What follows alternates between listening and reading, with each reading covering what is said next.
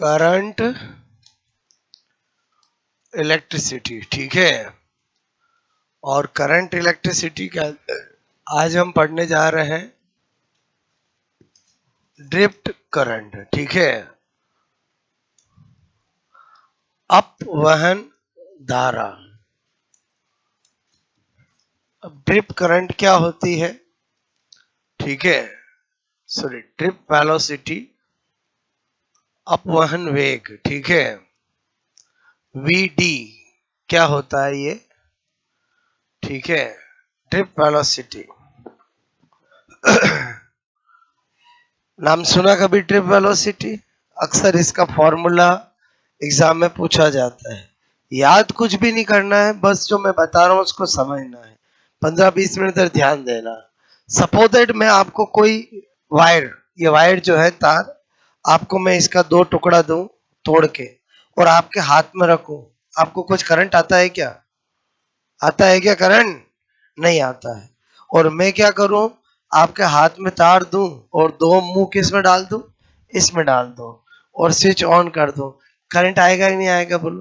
तो दिमाग में आता तार तो वही है, बोलो पहले करंट आया नहीं, अब करंट आया।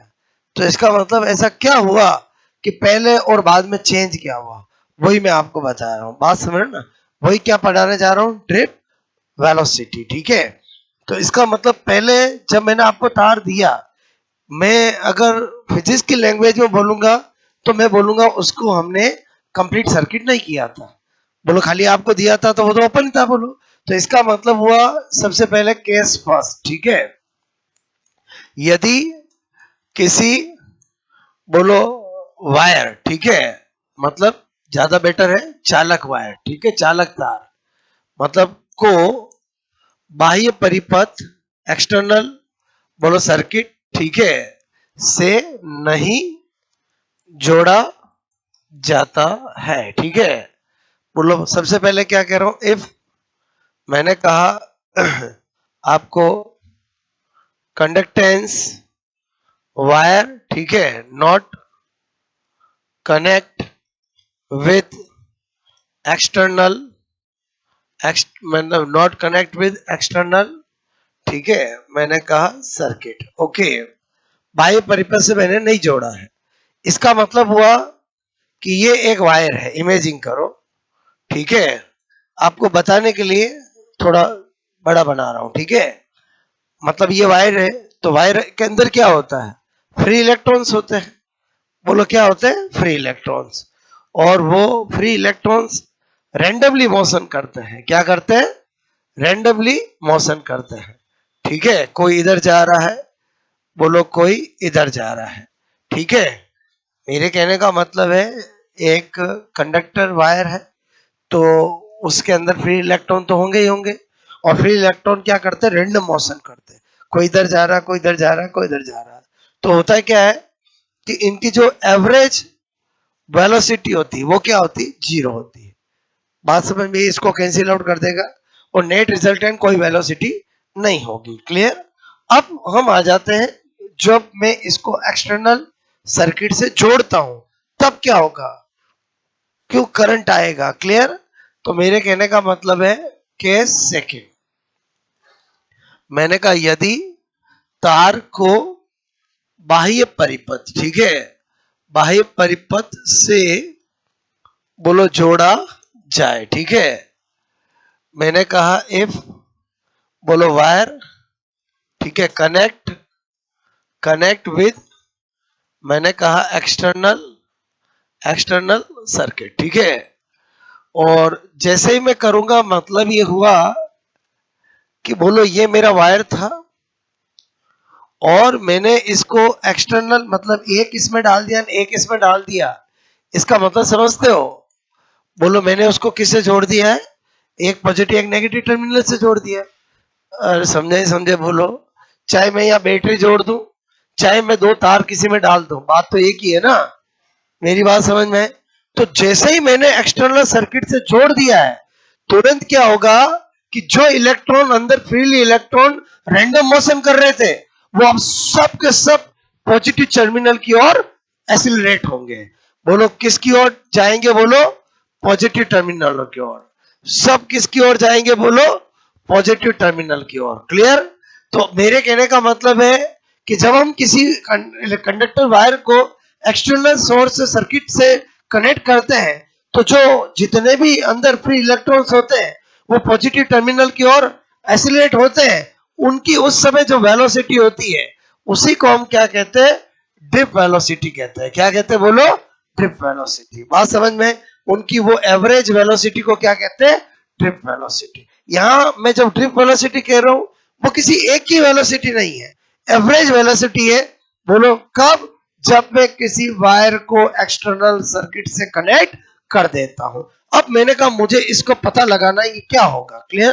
तो मैंने कहा यहां पर मोशन हो रही है, इलेक्ट्रॉन जा रहे हैं। तो न्यूटन ने कहा था कि जब भी पूरी फिजिक्स में कभी भी मोशन हो तो उन पे जो फोर्स लगता है वो ma के बराबर होगा। ऐसा न्यूटन ने कहा था कि पूरी फिजिक्स में कहीं भी मोशन हो रही हो तो आप F बराबर ma कर सकते हो। क्लियर?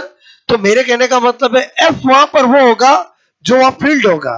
तो यहाँ पर तो पॉजिटिव नेगेटिव मतलब इलेक्ट्रिक फील्ड है और आपका इलेक्ट्रॉन चार्ज पार्टिकल है और चार्ज पार्टिकल पे किसी भी फील्ड में कौन सा फोर्स लगता है? तो F बराबर QE। क्या लगता है बोलो?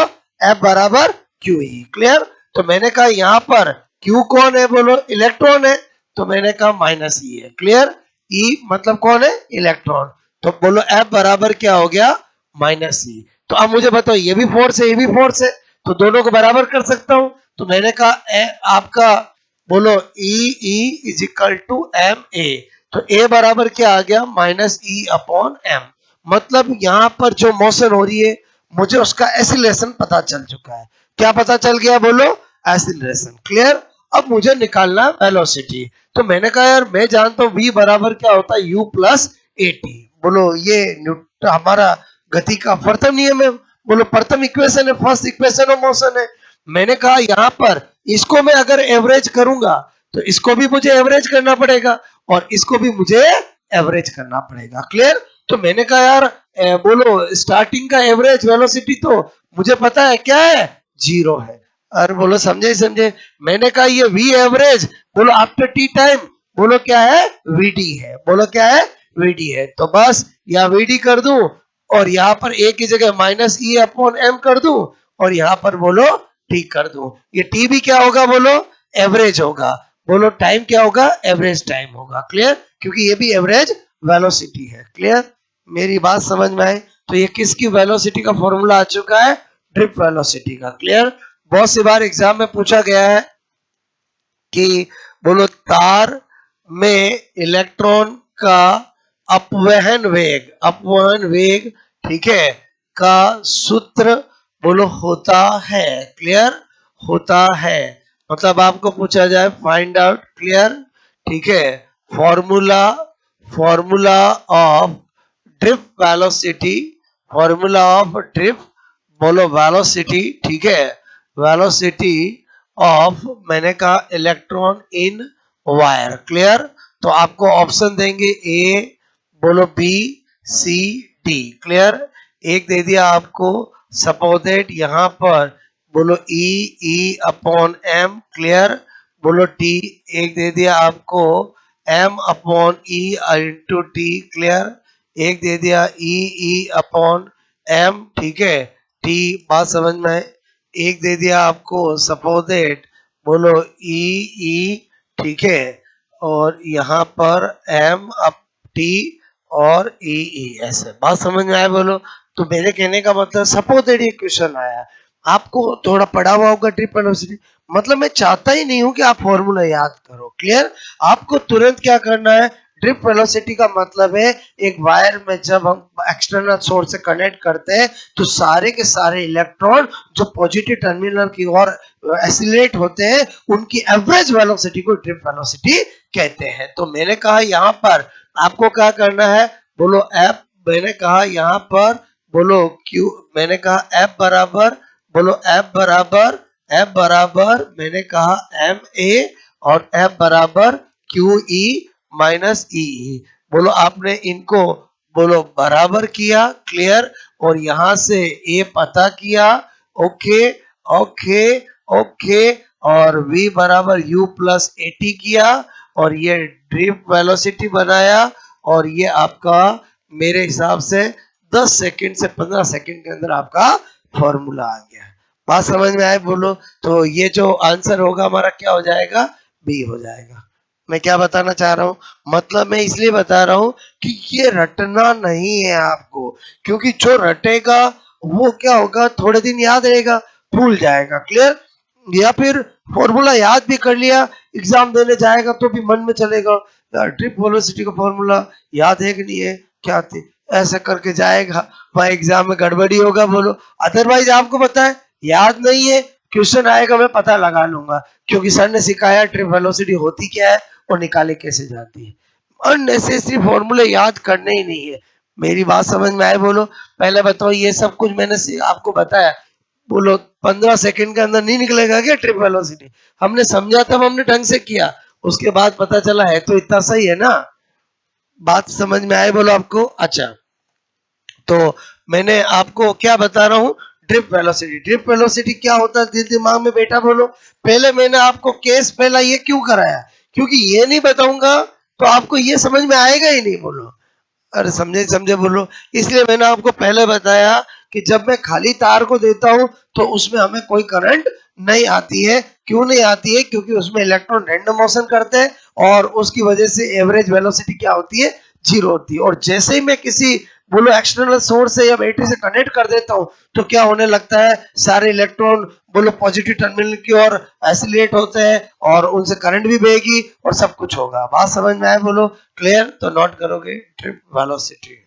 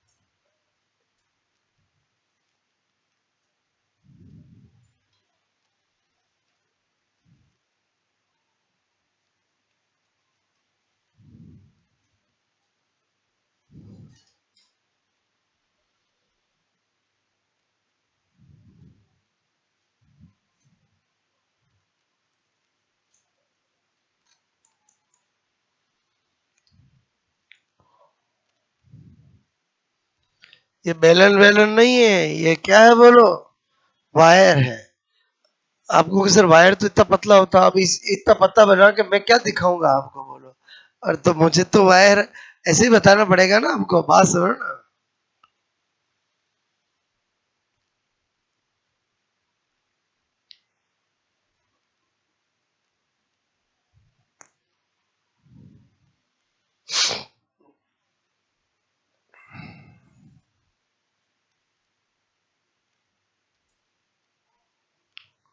जब एक्सटर्नल सोर्स से कनेक्ट नहीं करते तो रैंडम मोशन करते हैं और उनकी एवरेज वेलोसिटी क्या होती है, जीरो होती है। ठीक है?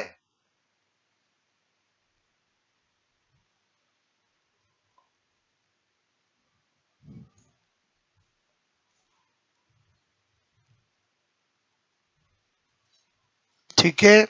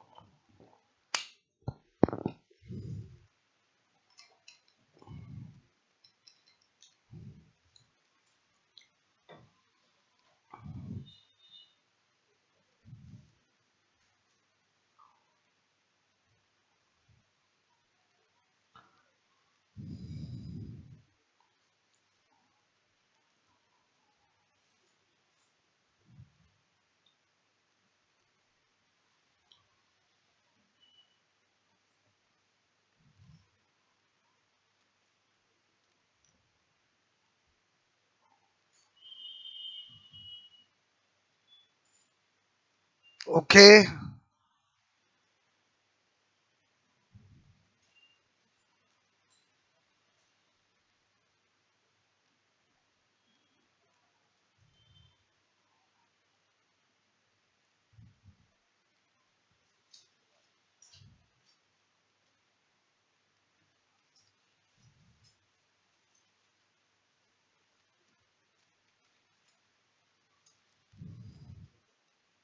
भाई मेरी बात समझे, बोलो।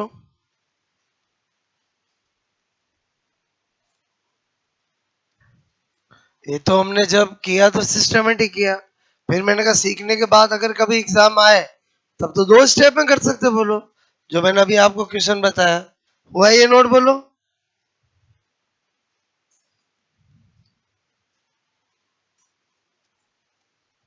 ठीक है। और क्वेश्चन क्यों कराया? ताकि आपको मैं चाहता हूँ फॉर्मूला याद ही मत करो, करने की जरूरत भी नहीं है फॉर्मूला याद, बोलो। क्लियर? ओके।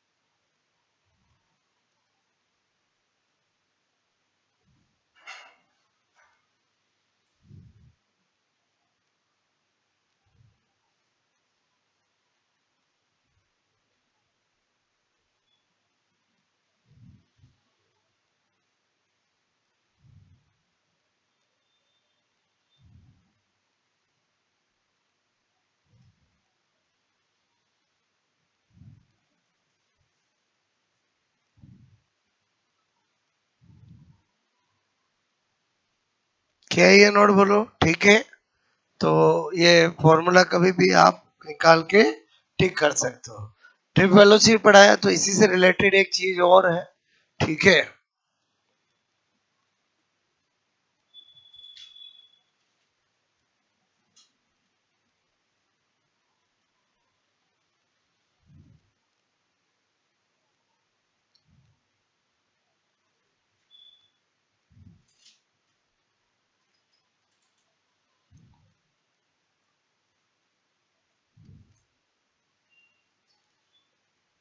हो गया, बोलो।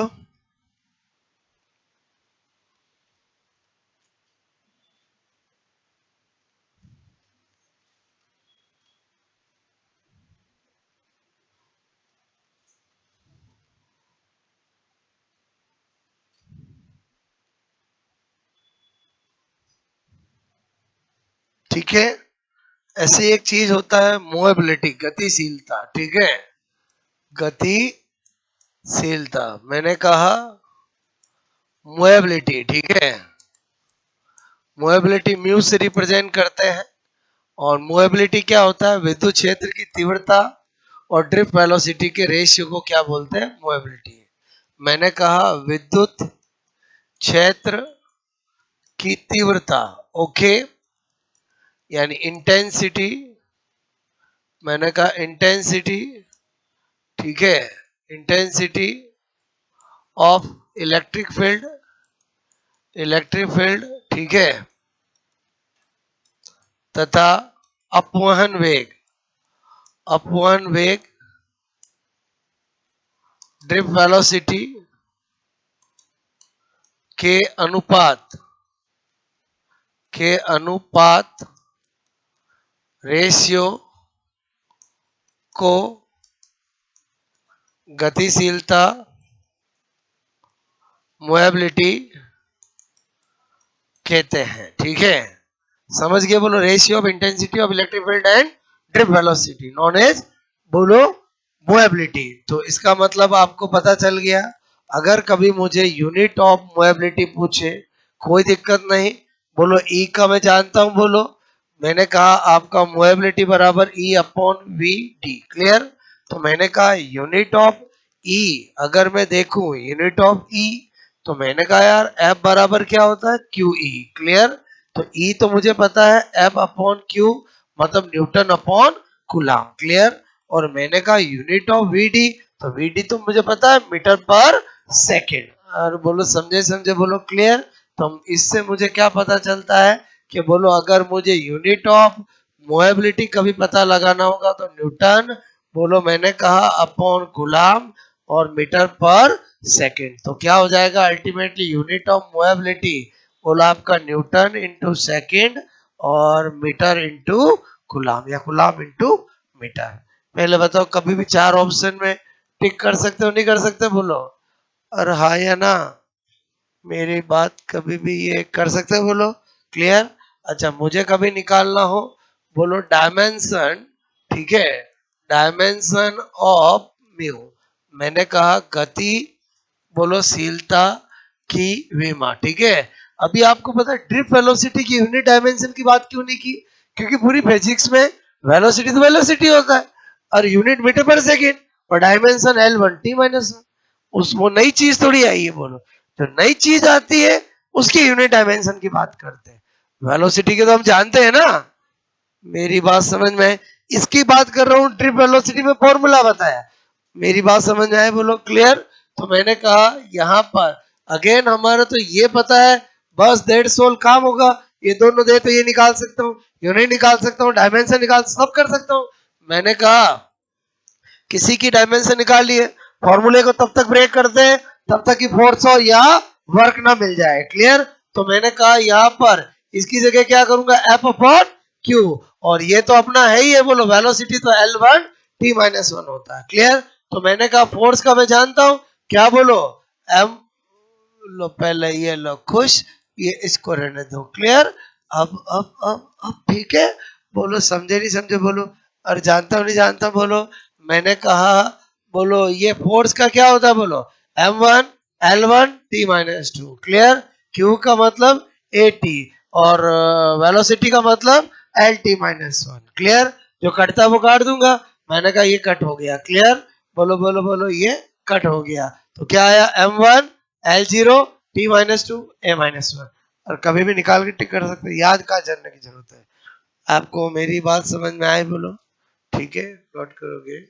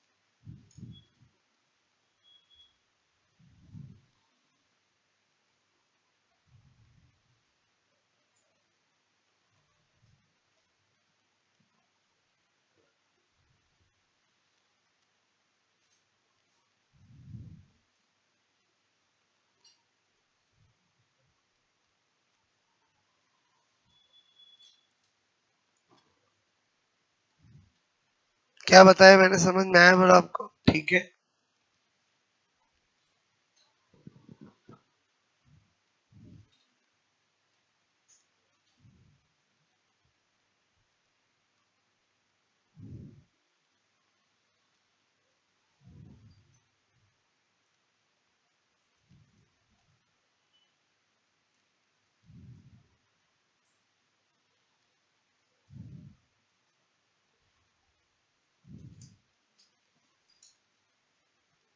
ओके।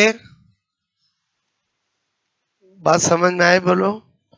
ये तो मैं ड्रिप वेलोसिटी बताया, तो उसी से रिलेटेड मोबिलिटी भी बता दिया। मेन ड्रिप वेलोसिटी समझ में आया बोलो आपको? क्लियर हो गया? नोट बोलो। ये तो जो मैं करता हूँ वो अप्लाइड है। अप्लाइड मतलब समझते हो कि अगर आपको फॉर्मूला बता दिए तो कभी भी निकाल के टिक कर सकते हो, ठीक है?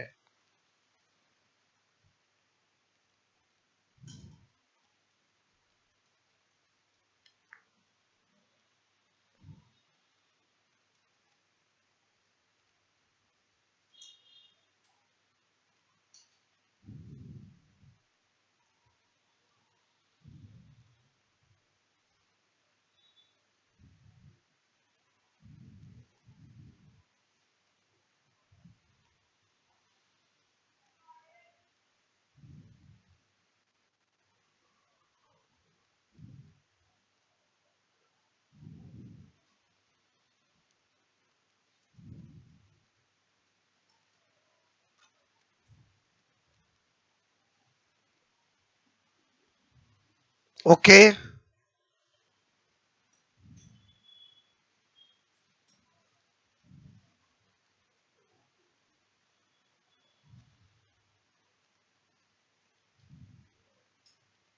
किया।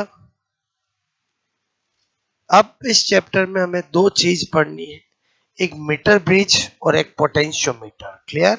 एक क्या पढ़ना? मीटर ब्रिज, मीटर सेतु, और एक पोटेंशियोमीटर, उसके एप्लीकेशन। और ये चीजें होती है प्रैक्टिकल। क्या होती है बोलो? प्रैक्टिकल। ओके, तो बहुत बहुत इजी है, बात समझ ना? ओके, हटा दूं मैं बोलो ये आपको? मैंने कहा मैं क्या पढ़ाने जा रहा हूं? मीटर सेतु। क्लियर?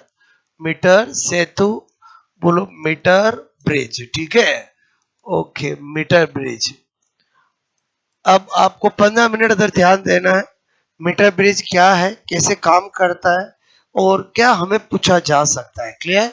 तो मैंने कहा दो कॉम्पिटिटिव एग्जाम के जो आंसर है उसके नाम में ही है। पहला है मीटर, तो आपको पूछा जाए मीटर ब्रिज में वायर की लेंथ कितनी ली जाती है? 1 मीटर। कितनी ली जाती है? 1 मीटर। तो मैंने कहा कि बोलो तार की लंबाई, मैंने कहा मीटर सेतु, क्लियर, में तार की लंबाई, ठीक है, लंबाई, बोलो 1 मीटर। क्लियर? 1 मीटर। मैंने कहा कि लेंथ, ठीक है, of wire in metre bridge, ठीक है, बोलो मीटर, मैंने कहा मीटर ब्रिज। क्लियर? बोलो क्या ली जाती? 1 मीटर। 1 मीटर बोलो या 100 सेंटीमीटर बोलो, एक ही बात है, इसलिए इसका नाम मीटर है। और ब्रिज क्यों है? एग्जाम में कभी पूछा जाए मीटर सेतु, मीटर ब्रिज किस प्रिंसिपल पे काम करता है, तो व्हीट स्टोन ब्रिज, बोलो व्हीट स्टोन सेतु के प्रिंसिपल पे काम करता है। तो वहां से लिया ब्रिज, और लेंथ ली मीटर, और नाम बना दिया मीटर ब्रिज। बात समझ में आए बोलो? तो आपको पूछा जाए कि इसका सिद्धांत, क्लियर, बोलो मीटर सेतु, क्लियर, मैंने कहा सिद्धांत किस प्रिंसिपल पे बेस्ड है बोलो? मैंने कहा आपको principle of metre bridge. Clear? Okay, metre, मैंने कहा मीटर ब्रिज, ठीक है। मीटर ब्रिज किस प्रिंसिपल पे काम करता है? बोलो व्हीट स्टोन, मैंने कहा ब्रिज, ठीक है। बोलो किस काम पर करता है? व्हीट स्टोन सेतु पर, ठीक है। और जिसको मैं प्रूफ भी करके बताऊंगा कि इस पे काम करता है तो कैसे काम करता है। यहां तक बात समझ में आई बोलो? क्लियर? तो इस नाम से हमारे दो कॉम्पिटिटिव एग्जाम के आंसर मिल गए। मीटर ब्रिज का प्रिंसिपल क्या है, और बोलो मीटर ब्रिज में लेंथ ऑफ वायर कितनी लेते हैं। क्लियर? अब यहाँ पर मैंने कहा मीटर ब्रिज में जो 1 मीटर लेंथ का वायर लेते हैं, वो वायर कौन सा लेते हैं? क्या हमारे ऐसे वायर ही लेते हैं, कुछ अलग होता है क्या? कॉपर का वायर होता है, किसका होता है? तो मैंने कहा यहाँ पर ठीक है, मैंने कहा nature clear of metre metre bridge, ठीक है, बोलो वायर क्लियर, यानी मीटर सेतु, बोलो सेतु के तार की प्रकृति क्लियर कैसा होता है वो बात समझना। तो मैंने कहा वो यहाँ पर क्या लिखा, मैग्नीन क्लियर या कॉन्स्टेटन क्लियर, मिश्र धातु किस एलॉय का लिया जाता है बोलो, किस एलॉय का लिया जाता है बोलो, मैंने कहा मिश्र धातु का क्लियर। बोलो यहाँ पर क्या बोला मैंने, बोलो मैंने कहा एलॉय, ठीक है, ऑफ मैग्नीन नॉट मैग्नीज, क्या लिखा हुआ है मैग्नीन क्लियर, या बोलो मैंने कहा कॉन्स्टेटन क्लियर, इसका लिया जाता है। तो पहले तो या तो इसका लेते हैं या इसका लेते हैं। तो अगर मैं देखना चाहूं कि मैंगनीन अगर एलॉय मैंने बोल दिया है तो उसका मतलब होता मोर देन वन मेटल से मिलकर बना हुआ, मोर देन वन मेटल का मिलकर बना हुआ। तो मैंगनीन मिश्र धातु में क्या क्या होता है क्लियर, मिश्र धातु मतलब नाम सुना एलॉय, तो मैंने कहा मैंगनीन में क्या होता है, कॉपर प्लस मैंगनीज, क्या होता है कॉपर प्लस मैंगनीज क्लियर। और मैंने कहा अगर मैं बात करूं कॉन्स्टेंटन मिश्र धातु का तो उसमें होता है कॉपर प्लस एसएन, एसएन का मतलब क्या होता है टीन, बात समझ में आए बोलो टीन। तो इसका मतलब हुआ कि मैंगनीन में क्या है कॉपर और मैंगनीज, और कॉन्स्टेंटन में क्या है कॉपर और टीन, बोलो बात समझ में। फिर दिमाग में आता है कि मीटर ब्रिज में इडी एलॉय का क्यों लेते हैं, हमारा कॉपर का एल्यूमिनियम का या नॉर्मल तार क्यों नहीं लेते हैं। तो होता क्या है, अभी मैं मीटर ब्रिज बना के बताऊंगा, इसका काम बताऊंगा। तो क्या होता है ये जो मैंगनीन और कॉन्स्टेंटन एलॉय है, इनका जो बोलो जो तार है उसकी जो रजिस्टिविटी है वो टेम्परेचर से बोलो अफेक्टेड नहीं होती है। आपको पता है जब भी कोई तार में धारा बहेगी लॉन्ग टाइम तो तार गर्म होता है, अरे तार गर्म होता है कि नहीं होता है बोलो, होता है गर्म। तो मेरे कहने का मतलब है अगर तार किसी एक्सपेरिमेंट में गर्म हुआ तो रिजल्ट में फर्क आ जाएगा बोलो, क्योंकि पहले कम गर्म था तो बोलो अलग, और बाद में ज्यादा गर्म हो गया तो अलग, मेरी बात समझ में आए।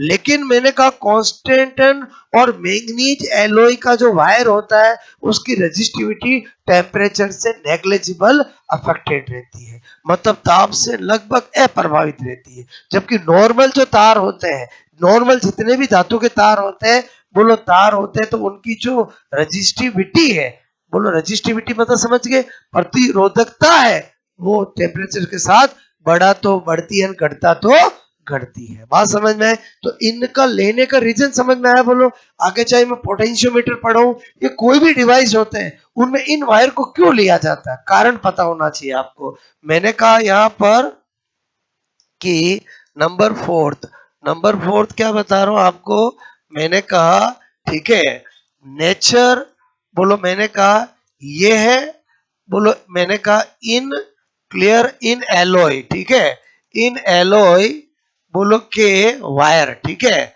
वायर की मैंने कहा रजिस्टिविटी क्लियर, बोलो रजिस्टिविटी मतलब समझते हो प्रतिरोधकता क्लियर, रजिस्टिविटी प्रतिरोधकता रो एक ही बात है बोलो क्लियर। मैंने कहा बोलो ताप से, ताप मतलब टेम्परेचर, बोलो से मैंने कहा बोलो आपसे मैं कहूं नगण्य, बोलो नेग्लिजिबल प्रभावित, बोलो मैंने कहा अफेक्टेड, बोलो अफेक्टेड होती है। पहले बताओ आपको मेरी बात समझ में, नॉर्मल धातु का वायर होगा बोलो उसकी रजिस्टिविटी टेम्परेचर के साथ बढ़ जाएगी क्लियर, तो क्या होगा रिजल्ट में फर्क आ जाएगा। तो इस बात का पहले ध्यान रखना पड़ता है। तो ये जो मैंने चार बातें बताई समझ में डायरेक्ट क्वेश्चन आता है। अब मैंने आपसे कहा कि नंबर 5 कि भाई metre bridge Wheatstone principle पे काम करता है, तो इसका मतलब मीटर ब्रिज से हम क्या निकालना चाहेंगे, अननोन रेजिस्टेंस, क्योंकि बीट स्टोन ब्रिज भी तो अननोन रेजिस्टेंस निकालने के लिए पैदा हुआ है। मेरी बात समझ में आई, मैंने कहा अगर मीटर ब्रिज बोलो व्हीट स्टोन प्रिंसिपल पे काम करता है तो मीटर ब्रिज से भी हम क्या निकालना चाहेंगे, अननोन रेजिस्टेंस। कैसे निकालेंगे? तो पहले मुझे मीटर ब्रिज का स्ट्रक्चर बनाना पड़ेगा और फिर उसके फंक्शन बताना, कार्य प्रणाली कि वो कैसे वर्क करता है। क्लियर? तो यहां पर मैं क्या बता रहा हूं, मैंने कहा स्ट्रक्चर या diagram of metre bridge. Clear? तो मैं जो डायग्राम बना रहा हूं, हम तो यहाँ पर रे डायग्राम बनाएंगे। रे डायग्राम बनाएंगे मतलब ये एक वायर ले लिया 1 मीटर का। क्लियर? इससे मैंने एक बोलो बैटरी, ये आपका रियोस्टेट मतलब धारा नियंत्रक, ये ऐसे जोड़ दिया। क्लियर? ओके, यहीं पर मैंने एक स्टैंड लगाया। क्लियर? ओके, यहीं पे मैंने एक स्टैंड लगाया। ओके, और मैंने यहाँ पर क्या किया बोलो, इस तरह से यहाँ पर और इसके बीच में एक रेजिस्टेंस बॉक्स आरबी क्या जोड़ा बोलो, ये रेजिस्टेंस बॉक्स क्लियर आरबी को कनेक्ट किया और यहाँ से मैंने एक अननोन रेजिस्टेंस को कनेक्ट किया और यहाँ से मैंने बोलो आपका गैल्वेनोमीटर कनेक्ट किया और ये मेरा वायर है जहाँ पर रीडिंग लेने के लिए क्या लगी हुई है, स्केल लगी हुई है। और क्या लगी हुई है बोलो, स्केल लगी हुई है। ओके, स्केल लगी हुई है। ओके, स्केल लगी हुई है। ओके, स्केल लगी हुई है। बात समझ में आए बोलो? और मैंने कहा ये मेरे वायर पे घुमाने के लिए बोलो विसर्पी कुंजी चौकी है। ये मैंने रे डायग्राम बनाया किसका, मीटर ब्रिज का। बात समझ में आए बोलो? ओके, ये मेरा क्या है, वायर, जिसकी लेंथ कितनी है बोलो, और लेंथ कितनी है 1 मीटर या 100 सेंटीमीटर। वायर किसका समझ में है? ये मेरी क्या है बोलो, स्केल है। क्लियर? कि भाई मेरे को जब इसमें बोलो ध्यान रखूंगा, जैसे ही इसमें 0 आएगा वहां रुकूंगा, वहां से 10 सेंटीमीटर है 20 है मुझे पता चलना चाहिए। क्लियर? और ये तो मेरी ये जे क्या है बोलो, और बोलो विसर्पी, विसर्पी कुंजी। क्लियर? जिसको इंग्लिश में क्या कहते हैं बोलो, मैंने कहा जोकी, इसलिए जे लिखते हैं। क्लियर? ये कौन है बोलो, गैल्वेनोमीटर। क्या है बोलो, गैल्वेनोमीटर। क्लियर? बोलो गैल्वेनोमीटर। क्लियर? बात समझ में आए? और ये मेरा क्या है, एस क्या है यहाँ पर, अननोन रेजिस्टेंस, जो मुझे फाइंड आउट करना है। ये आरबी का मतलब क्या होता है, रेजिस्टेंस बॉक्स। जानते हो नहीं जानते हो बोलो? ये तो हमारा बैटरी हो गई। ये क्या होता है, धारा नियंत्रक रियोस्टेट। ये क्या होता है, कुंजी। अरे बोलो ये बोलो टर्मिनोलॉजी समझे बोलो? अब मुझे काम करना है और बोलो मीटर ब्रिज का यूज करके, व्हीटस्टोन प्रिंसिपल को यूज करके और अननोन रेजिस्टेंस मुझे प्राप्त करना है। क्लियर? तो मैंने कहा नंबर 6, नंबर 6 क्या बताऊंगा इसकी, बोलो कार्य प्रणाली। क्लियर? बोलो कार्य प्रणाली। ठीक है?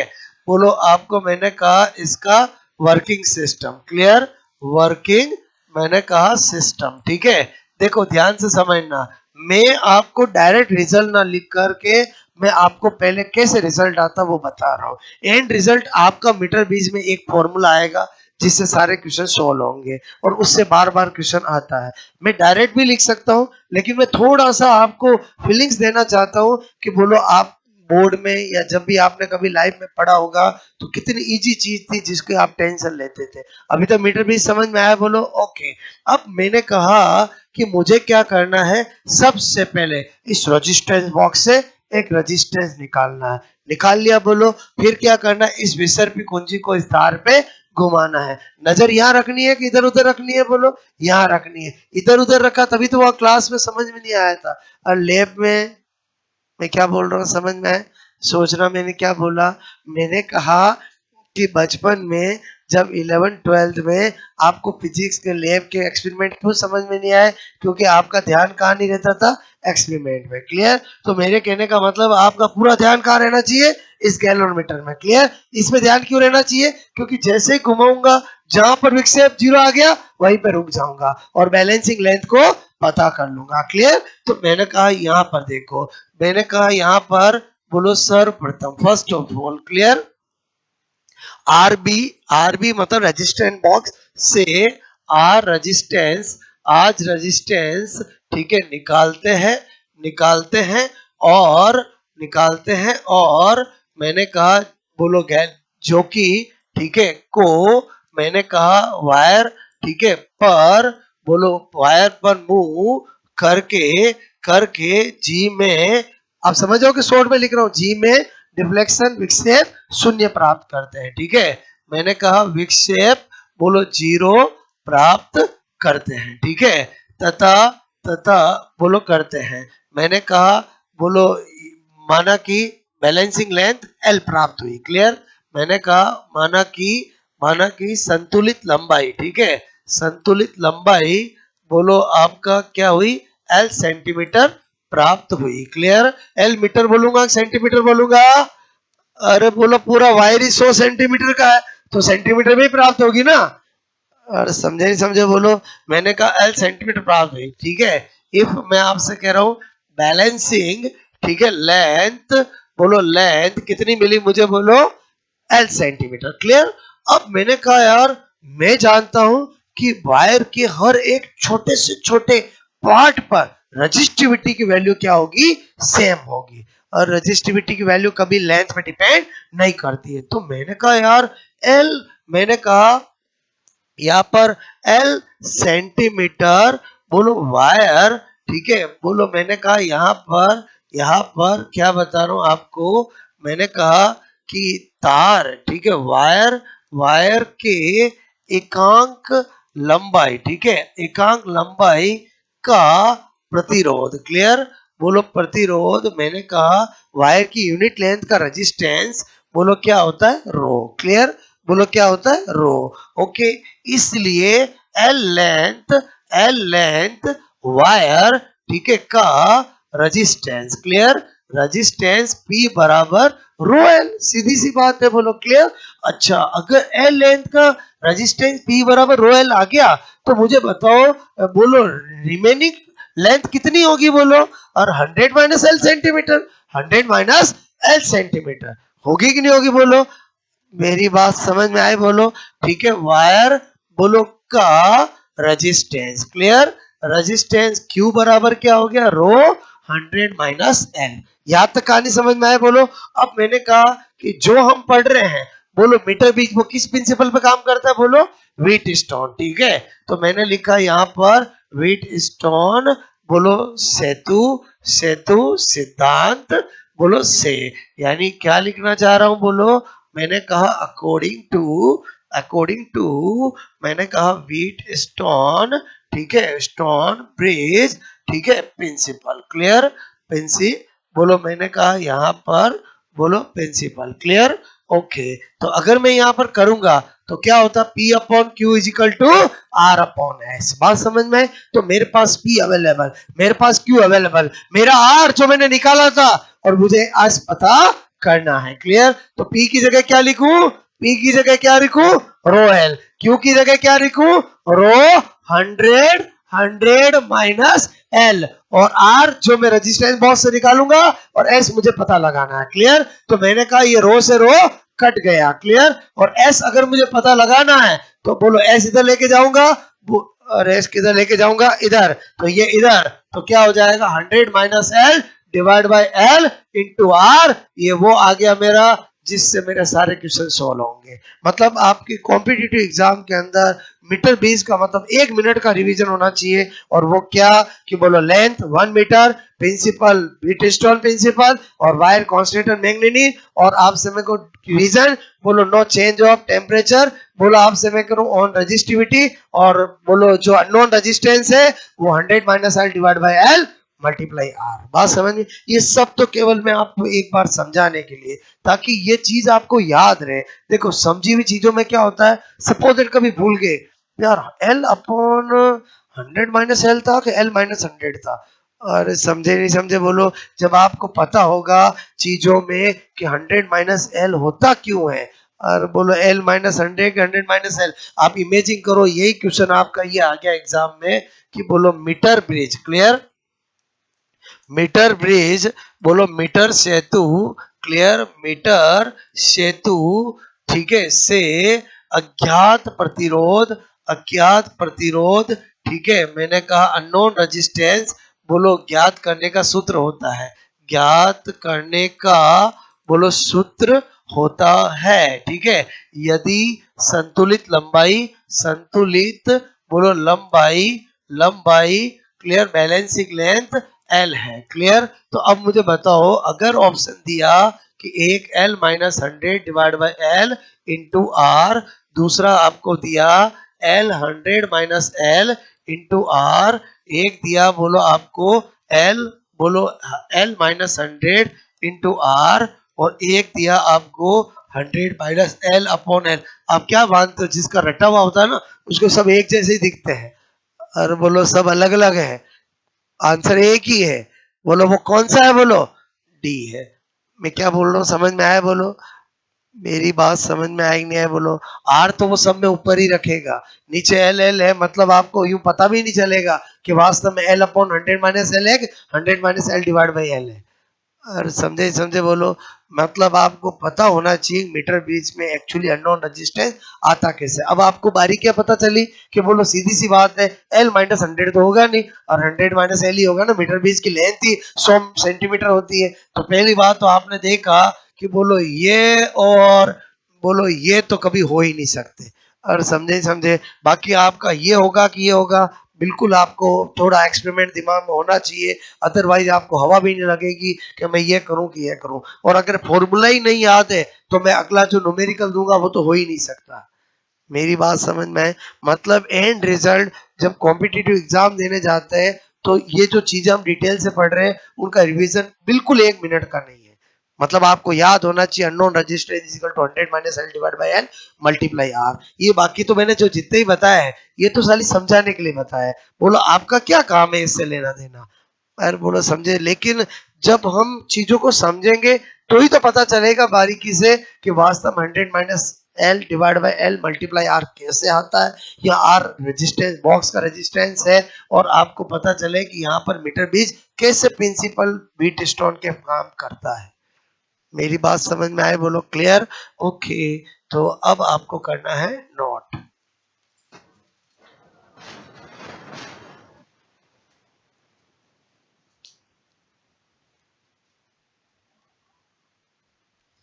मतलब जब पढ़ते हैं तो डिटेल से पढ़ना है, और उसके बाद स्मार्ट काम आपका किया हुआ होना चाहिए। क्लियर।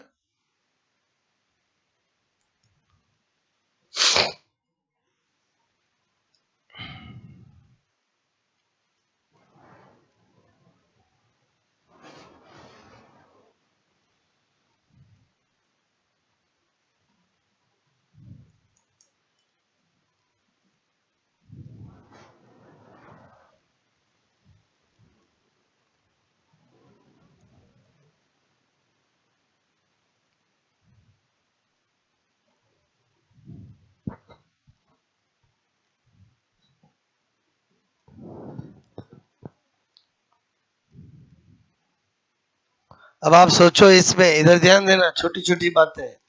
आप देखो मैंने इसमें ये काटा है, आप सोचो अगर मैं नॉर्मल वायर ले लूंगा तो क्या इनमें वेरिएशन नहीं आ जाएगा, बोलो बिल्कुल आ जाएगा वेरिएशन। तो फिर मैं नहीं कट पढ़ पाऊंगा, इसलिए कॉन्स्टेंट और मैग्नीनियन का लेते हैं। समझे समझे, ताकि ये हमेशा क्या रहे, जब तक हम पूरा एक्सपेरिमेंट नहीं करें तब तक इसकी वैल्यू कांस्टेंट है। टेम्परेचर भले वायर गर्म भी हो जाए तो भी रो पे इफेक्ट नहीं आए। बात समझ में आए, बोलो ओके।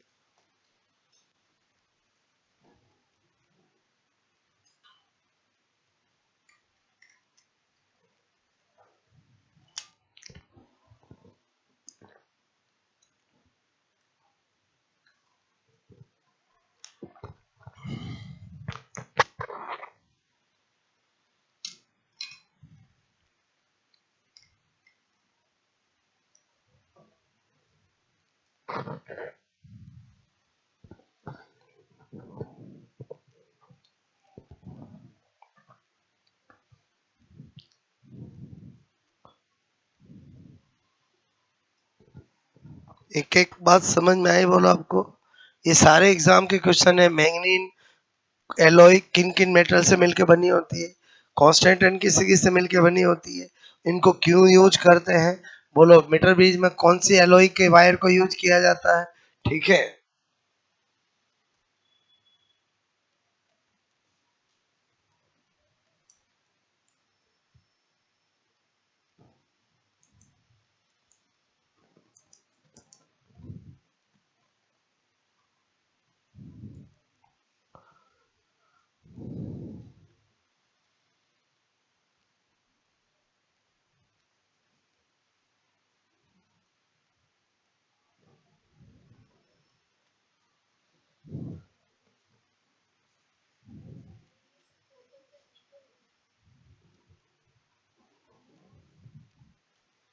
कॉन्स्टेंटन,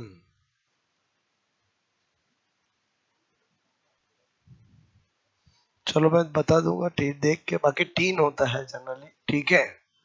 ओके,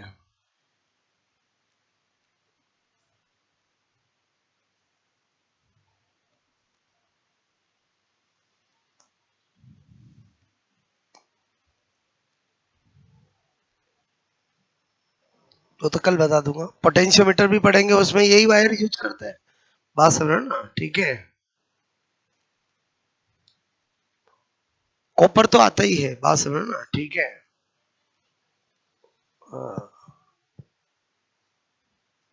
कॉन्स्टेंटन,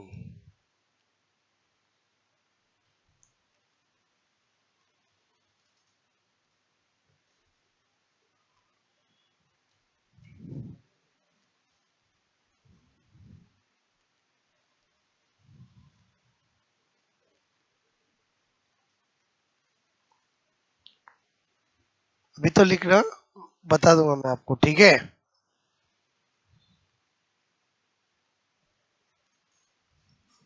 ये बड़ा इंपॉर्टेंट है, क्लियर, जो एग्जाम में पूछते हैं, ठीक है।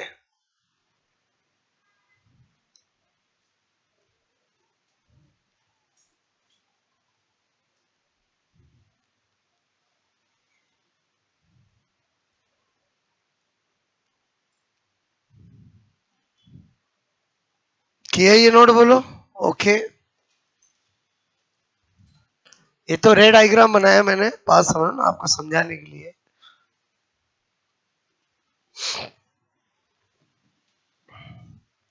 ये जो आर एच होता है, इसको क्या बोलते हैं? धारा नियंत्रक, ठीक है, रियोस्टेट।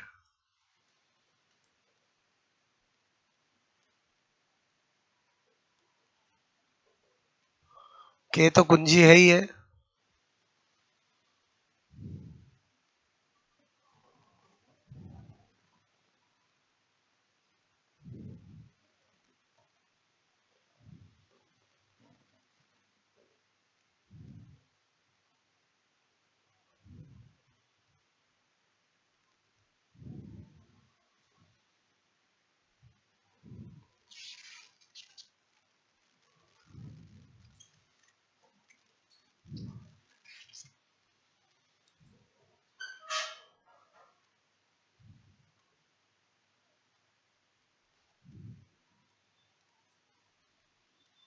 ये अननोन रेजिस्टेंस, अज्ञात प्रतिरोध, ठीक है।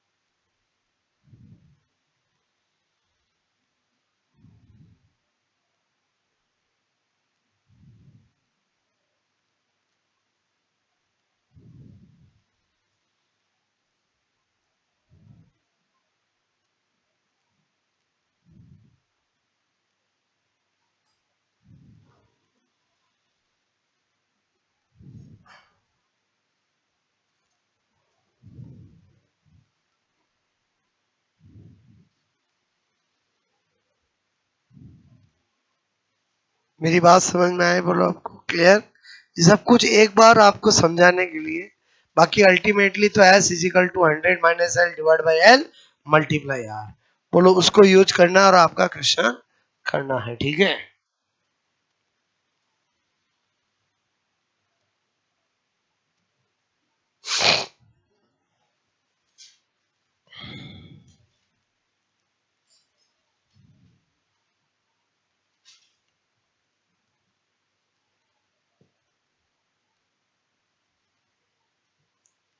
क्या है ये नोट बोलो, ठीक है। फर्स्ट ऑफ ऑल क्या करते हैं, आर रेजिस्टेंस बोलो निकालते हैं रेजिस्टेंस बॉक्स से, और जॉकी को वायर पे मूव करते हैं और गैल्वेनोमीटर में जीरो डिफ्लेक्शन प्राप्त करते हैं, ठीक है। और फिर बैलेंसिंग लेंथ देखते हैं, ये बैलेंसिंग लेंथ, ठीक है, बोलो एल सेंटीमीटर, और हम जानते हैं कि resistance of unit length of wire, clear, बोलो resistance, resistance of unit length, ठीक है, of wire clear is equal to rho. So L length wire resistance P is equal to QR, 100 minus L length wire का resistance Q is equal to rho 100 minus L, और फिर Wheatstone principal लगाया और ये result प्राप्त किया। Ultimately आपको ये रिजल्ट पता होना चाहिए, लेटर ऑन जब आप बोलो पढ़ो तो ये पढ़ने की जरूरत नहीं है, क्लियर। ये तो एक बार मैं आपको समझाने के लिए बता रहा हूँ।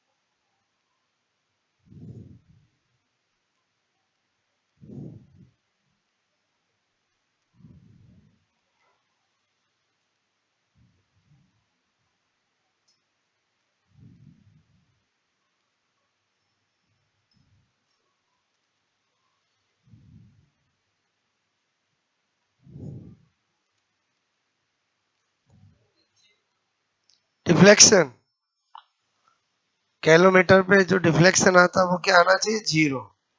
इसके लिए नजर कहाँ होनी चाहिए, गैल्वेनोमीटर पे। इधर उधर नजर हुई तो कब जीरो आके चला गया पता ही नहीं चलता है। समझे ही समझे बोलो।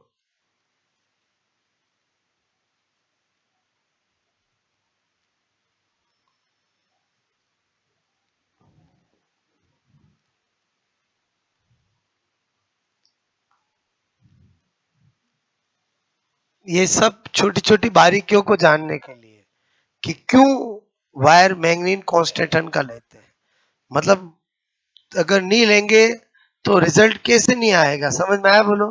क्योंकि यहाँ पर रो आ रहा है ना, ठीक है।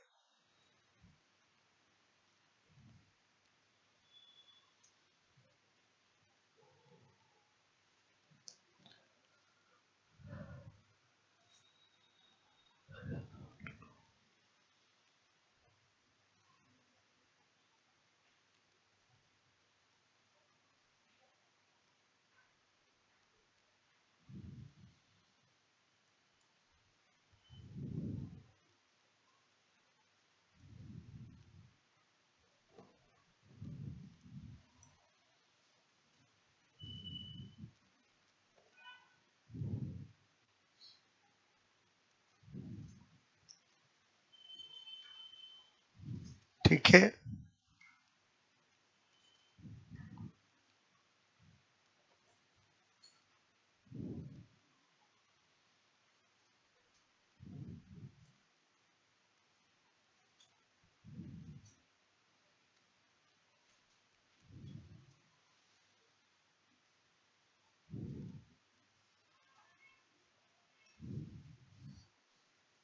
ठीक है,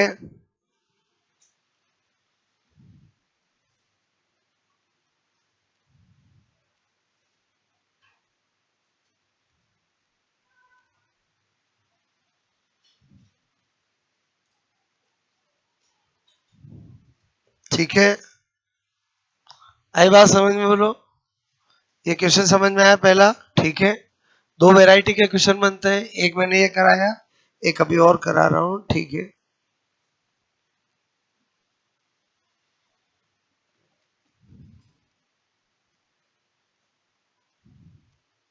क्वेश्चन है find out unknown resistance from metre base if balancing length is L.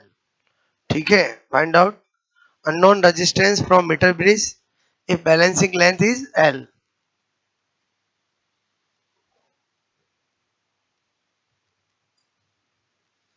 Find out unknown resistance from metre bridge if balancing length is L।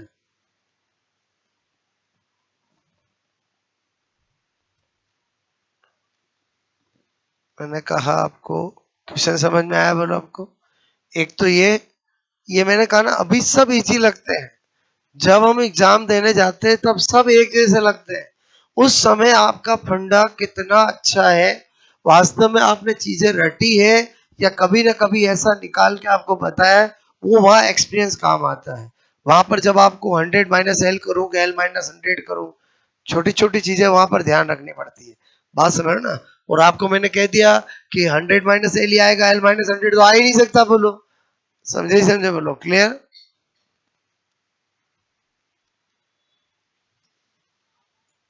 मतलब एल लेंथ बैलेंसिंग हुई तो बोलो रिमेनिंग जो है वो तो 100 माइनस एल ही होगी। बोलो, क्लियर? एक तो ये फॉर्मूला आपको पता होना चाहिए। दूसरा क्वेश्चन कैसा आ जाता है? न्यूमेरिकल। हटा दूं मैं? बोलो ये, क्लियर? न्यूमेरिकल क्वेश्चन आपको बोला यदि, ठीक है, 8 ओम रेजिस्टेंस, ठीक है, रेजिस्टेंस बॉक्स से निकालने पर मीटर ब्रिज में बैलेंसिंग लेंथ मैंने कहा संतुलित लंबाई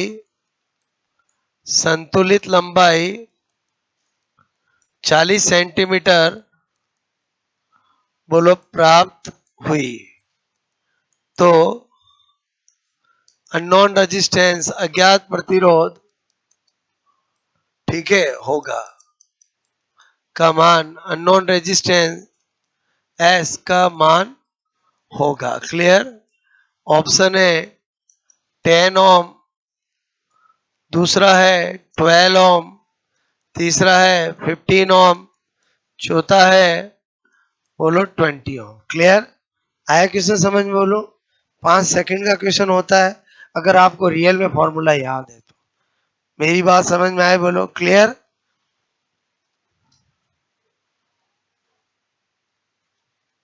करो 100 माइनस एल, पक्का सेंटीमीटर में ही मिलेगी। बोलो, ठीक है, ऊपर सेंटीमीटर नीचे सेंटीमीटर चेंज करने की जरूरत नहीं है। ठीक है,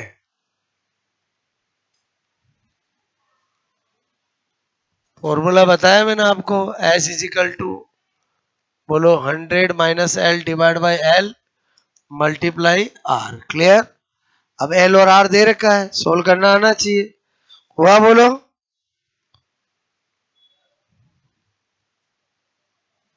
लंबी चौड़ी कैलकुलेशन भी नहीं है।